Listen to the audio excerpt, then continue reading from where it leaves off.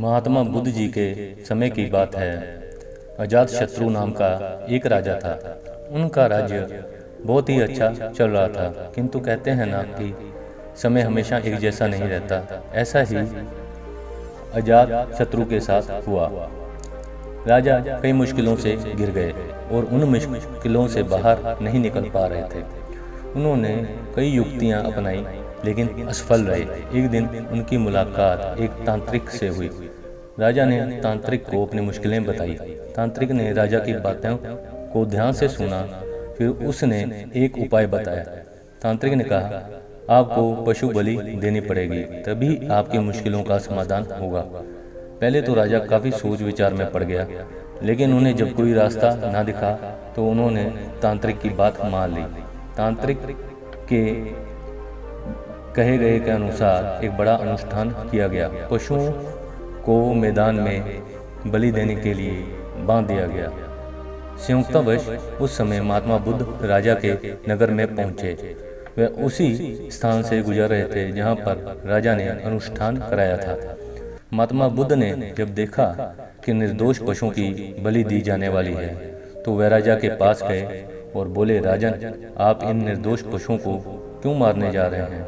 राजा बोले, महात्मा जी, मैं इन्हें मारने नहीं अपितु राज्य के कल्याण के लिए इनकी बलि देने जा रहा हूं, जिससे सारा राज्य का कल्याण होगा।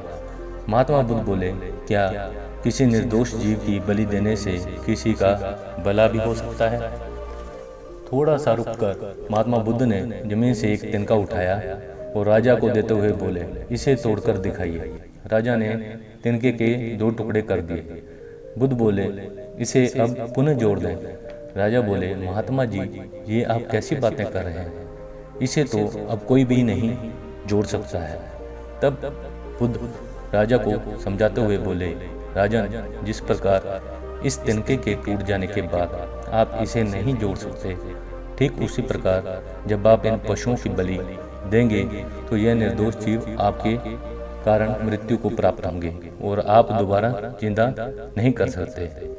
बलि इनके मरने के बाद आपको जीव हत्या का दोष लगेगा। आपकी मुश्किल है कम होने के बजाय और भी कहीं अधिक बढ़ जाएगी, क्योंकि किसी भी निर्दोष जीव को मारकर कोई भी व्यक्ति खुशी को प्राप्त कर सकता है। आपकी समस्या का हल निर्दोष जीवों को मारने से कैसे हो सकता है? आप राजा हैं, आपको सोच विचार कर निर्णय लेना चाहिए। अगर आप सच में अपनी मुश्किलों का हल चाहते हैं तो दिमाग से काम लीजिए। मुश्किलें तो आती जाती रहती हैं, यही जिंदगी का सच है। निर्दोष को मारने से समस्या नहीं समाप्त होगी, बल्कि उसका हल आपको बुद्धि से ही निकालना होगा। बुद्ध की बात सुनकर अजातशत्रु उनके चरणों में गिर पड़े और अपने भूल की क्षमा मांगने लगे। अजातशत्रु ने ऐलान करा दिया कि अब से उनके राज्य में किसी भी निर्दोष जीव की हत्या नहीं की जाएगी।